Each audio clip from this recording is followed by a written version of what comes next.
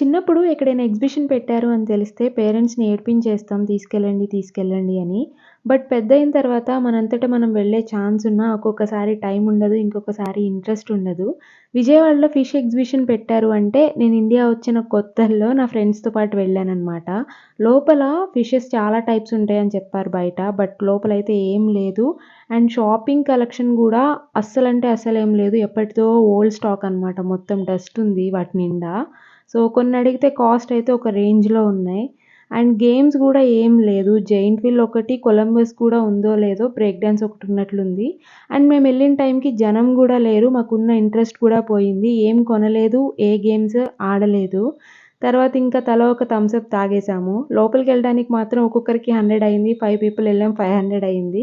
So, మీలో ఎంతమంది విజయవాడలో పెట్టిన ఈ ఎగ్జిబిషన్‌కెళ్లారు? మీకు నచ్చిందా? నచ్చలేదా? కామెంట్ బాక్స్‌లో కామెంట్ చేయండి.